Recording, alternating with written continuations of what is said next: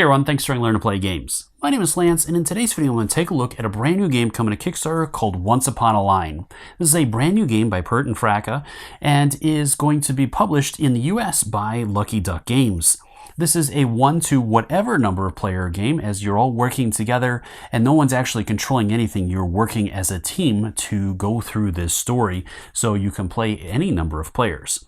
It takes roughly an hour to 2 hours to play and is a fully cooperative game, again, where all the players are going to be working together to make it through the story and get the most points. As there are 9 different endings in this game, there's a number of different things that can happen throughout the game that will lead you to different endings. And this is a campaign game, so you're going to be playing through a number of different missions or scenarios as you make your way through the story. Now, this is a legacy game, as you are going to be scratching off and revealing things on cards and different tiles that will change the way the story unfolds. And each time you play through this, it's a little bit different as far as what choices you make on what you scratch off. Now, during the Kickstarter campaign, there is going to be recharge packs that you can purchase. If you want to restart your game or play through the game again, you can pick up those recharge packs, and that'll let you replace the components that are going to be manipulated or changed or scratched off so that you can refresh your game and play through it again. So in this video, I'm going to take you through and show you the main features of the game, and then also show you a couple turns in action to give you a good idea how this one plays, to help you to decide whether or not this one you want to back on Kickstarter. Now, I do want to point out that all the materials you see here are prototype materials. Some of them are a little on the rough side, so just keep that in mind, as they're going to be a lot better in the final production copy of the game. With some of them, like I said, as you're going to see in the video, especially like the player boards and things like that, are just cutouts right now so that they can hold different things, but in the game they'll have beautiful artwork and all that kind of stuff as well. So as always, if you find my videos helpful, if you like what I do, please consider hitting that like button and subscribing to my channel. It's one of the easiest ways you can support channels like mine so we can continue to grow, be able to produce this content. If you want to get notified anytime I drop new videos, also give that notification bell a ring, and that'll let you know whenever I drop new stuff, as I'm constantly dropping new videos for Kickstarter campaigns, playthroughs, teaching videos, unboxings, and all kinds of other videos. So if you want to stay up to date, hit that bell and that'll let you know when I drop new videos. So let's head to the table and we'll see what this one's all about. The first thing I want to look at is one of the heroes that you'll start the game with. And again, this is a prototype, so this may or may not be one of the heroes you start with, but this is one of the ones that I have, and they're all pretty much going to work the same way. So each hero is going to have their own hero card that is going to give you a little bit of backstory about that hero, and then you'll have the capitalized letters, which are that hero's talents, which you'll have a separate card for that. Throughout the game, as players find power words, they can use those power words to cross off some of the letters on the different talents. And once all of the letters have been crossed off in a talent, then that particular hero will gain the benefits of that. Sometimes that will be a new tile, sometimes it'll be a new ability, and other times it'll have all kinds of other things that'll go along with it. And then each hero is going to have their own dashboard that's going to keep all of their different pieces together. Now, again, these are just prototypes. I'm sure the production copies are going to look so much better with all kinds of beautiful artwork on them and all that. So first off, you'll have a slot to place your hero card in, and then you'll also have the different tiles that hero has access to. And then again, as they unlock different traits, they might have new tiles that they'll have access to. Each hero is going to have 4 slots for their different actions to be able to place their different tiles in there and be able to activate them to hopefully cross off new areas of the grid of destiny. Now, throughout the game, there might be things that will block off some of these action slots, reducing your number of actions. And you'll also be able to move from zone to zone by replacing your different colored tiles on there. And these will be replaced throughout the game, as you're going to see a little bit later. Next, each one of the missions is going to have the Grid of Destiny board, and this board is double-sided, and I'll cover the back side in just a second. So on the front side, you're going to have the name of the particular mission or scenario you're playing.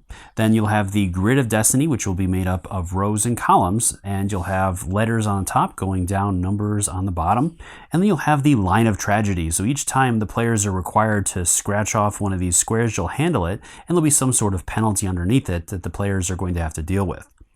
Then on the Grid of Destiny board, you're going to have all kinds of different spaces. And throughout the game, you're going to be scratching these spaces off, as right now they have a ink that is covering them that you'll be able to remove and reveal, hopefully words, but there will also be symbols and other penalties and things that might require you to scratch off spaces in the line of tragedy and all kinds of other things.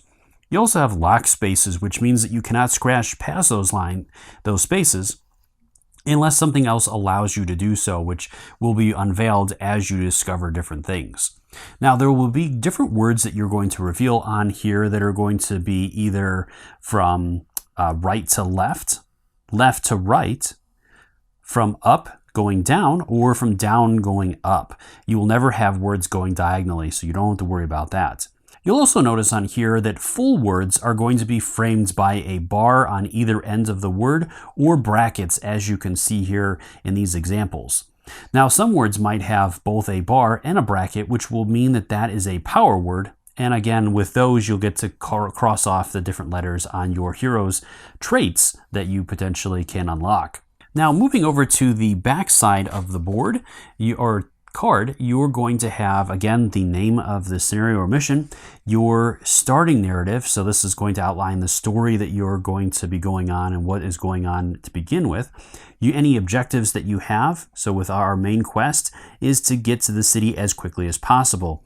And then any startup or starting things you have to handle. So with this one, you're going to turn over the board and then scratch off all the arrow squares without using an action tile. So that's a free thing that you'll have to do during setup.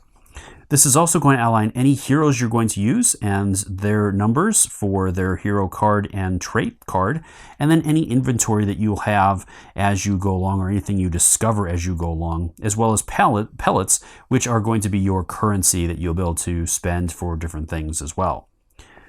So from there, let's go ahead and take a look at that. So this one is going to have us scratching off all of those arrows on that front tile here. So let's go ahead and handle that and see what we have.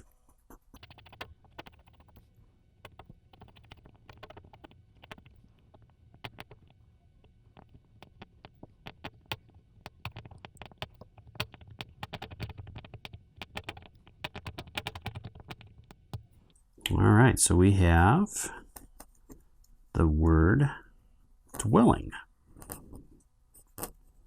So then with that, you'll notice that, so as you can see, there's those lines or the bars that outline that this is a complete word. And you'll also notice that on the E here, that we have a bar here. So that means that this is the end of another word that's going down in this direction. Now, a couple of other things to point out with this is you're going to notice that this word is colored blue, and this is again going to be those different zones that characters are going to move into and will be designated by those bars on their player boards. And you'll be able to move to different zones as you want to unveil new things. So with this being a blue letter as well, that means that we're still going to be in the same zone. So later on when we take an action, then we can potentially choose some of those tiles to place on here. So let's go ahead and take a look at that real quick. So let's go ahead and say, for example, that during our turn, we chose to place this one here. So we could do something like that. And then from there, once we are satisfied with that and the group agrees on it, then you would go ahead and take care of that and cross or scratch that out and hopefully uncover a new word. Now, some words that you reveal on the Tile of Destiny are going to have our story words and will have a story card attached to them. Each of these words that has a story card will have the first 3 letters of that word on the story card. And from there, so we revealed dwelling, and so the first 3 letters of dwelling are D, W, E. And then flipping this card over to reveal it at this point, now that we have it, it's going to give us the full word at the top. So we can double check and make sure we have the right card for that word that we just revealed. And then you're going to have a narrative story text along with it, giving you more information about the story and some of the different words that are going to potentially be found within the zone that you're currently in, or will show you which zones you have to look for those particular words.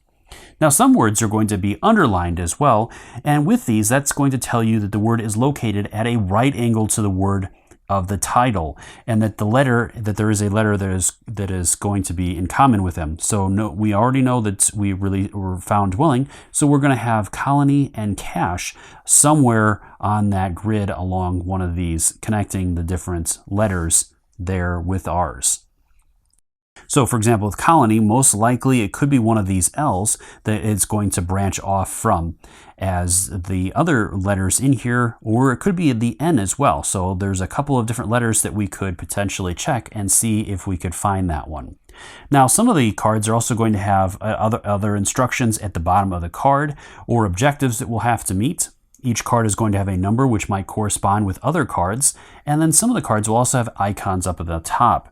These icons could be skulls telling us that there is a skull in a nearby space to the word that we have, and others will have potentially brackets or other things that will inform us of a presence of nearby words of power that share a letter with the title word. So all kinds of different things that you'll be able to find out from each one of these story cards. Now, throughout the game, you're also going to find other types of cards, including other hero and talent cards and challenge cards, which are going to be riddles.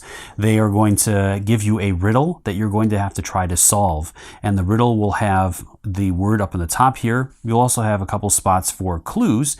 And every time you guess wrong or need to unlock a clue, you're going to have to reveal one of these sections here, which could have different penalties for you. Now, once you've gotten the riddle correct, hopefully, then you'll also receive the card that is listed at the bottom here. At the end of each chapter, you're also going to get a score or rating for that chapter and how successful you were. Each chapter is going to give you a number of utopian points, and will potentially give you bonus points if you don't reveal any skulls on the tile of destiny, or reveal or scratch off any of the different spaces on challenge grids, as you just saw. And then sometimes there will be penalties or dystopian points that will subtract from that overall total, and then you'll get your total on the side and will give you a rating on how well you did for this particular scenario. And again, this is just for the tutorial, and some missions will also give you points as well, depending upon which one you're playing. And the final thing I want to do is take you through a couple of sample turns. Now with that, there aren't really turns in the game, as no player is controlling each hero. The players collectively as a group are going to decide how to activate and handle the heroes, and each hero can be activated any number of times. And when you activate a hero, there are 3 different types of actions you can take. The first one is placing your different tiles or action tiles into one of your action spaces and then being able to scratch them off. Now with that, you must do that with a word that has been completed and is the same color as the zone that you're currently in. So we're in the blue zone, so we can only scratch off blue words or words leading from blue areas. If we discover a green word, then we cannot scratch off connected to that until we switch over to that zone. The next type of action we can do is a refresh or regrouping action, where we get to take all of our different tiles and place them back in our reserve. And with that one, we do have to scratch off the front or the first line of the line of tragedy, or the next one that we have not revealed yet. And then the final one is moving to a new zone. In order to do that one, again, we have to scratch one of those squares off of the line of tragedy. And with then we can switch that to a different color if we need to, as we reveal some of the different areas on this tile. From there, let's go ahead and move into it. So we already, again, revealed that dwelling word and revealed the dwelling card. And we know that there are 2 words, colony and cache, that are coming off of the dwelling word parallel to it. And we can kind of deduce from this point that colony is either coming off of one of the L's or the N, and cache is probably coming off of this E, as that also is it has a bar above it. We could potentially know, hopefully, that it's coming off going straight down. So that might be our best bet with that one. So with that, we know that cache is 5 letters. So let's go ahead and choose this one here and connect it here. Now, again, we have to go off of a word that we have, and we're in the blue zone, so we are able to come off of that. And we can also overlap if we wanted to, something like this if we wanted to. And the other important thing with these different tiles, especially the standard ones, is that each one of them has an arrow and a line at the different ends of it, which means that we can connect them in a straight line. So I could do something like that, connecting the 4 and the 3, as long as it all connects in a straight line and one end connects to the other end of an arrow along that line. But with this one, I think I'm just going to do it coming off of the E, and we'll see what we have with that. So at this point, then I'm going to go ahead and place this in here, and then again, I'll go ahead and reveal those 4 spaces on there.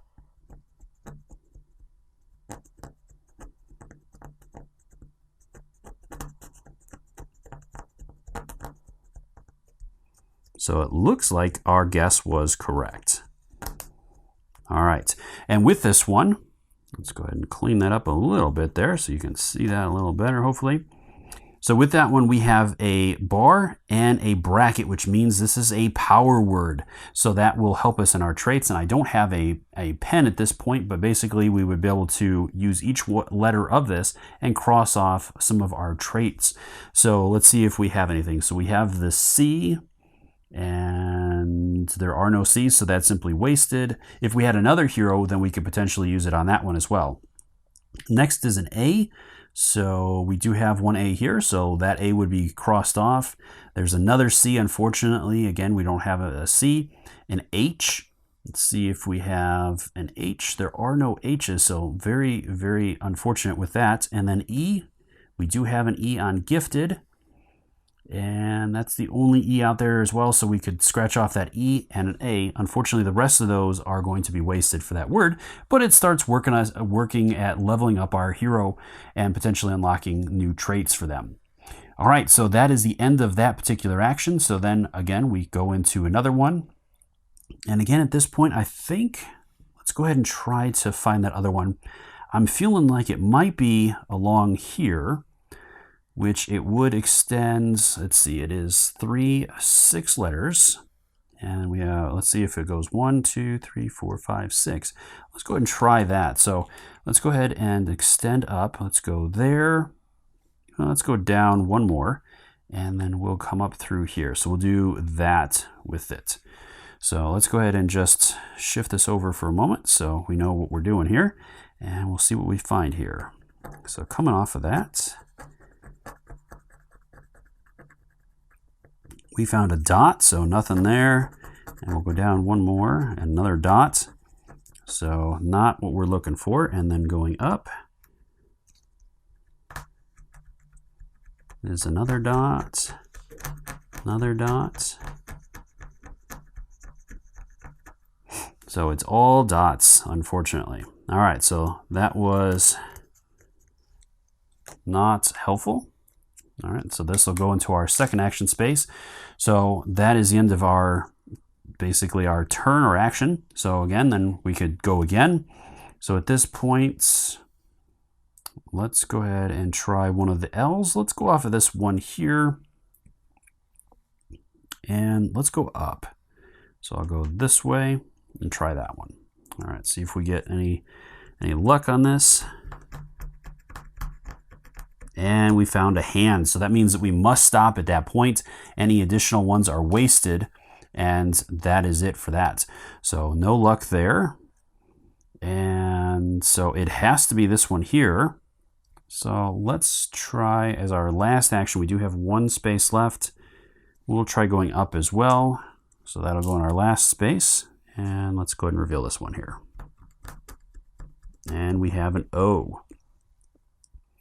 All right, so that doesn't necessarily help us because there's an O on either side of the L there, but that will end that. So from there, now we have to do a refresh. So we'll have to gain all of our different tiles back. And then we do have to scratch off that first line of the line of tragedy. And it is going to reduce one of our different things by 1. So let's go ahead and drop the 3 down to a 2. Okay, so from there, then it goes back into our turns again. So we do know that. So let's go ahead and try. Let's try a single 1 and go up 1. So we'll reveal this space here and see what we get here. It is an N. So there's just one more letter there, and then the other 2 are down here. So then as our second, unfortunately we had to use a couple of those. We'll do that. And that will reveal the one more up top. And then the 2 going down.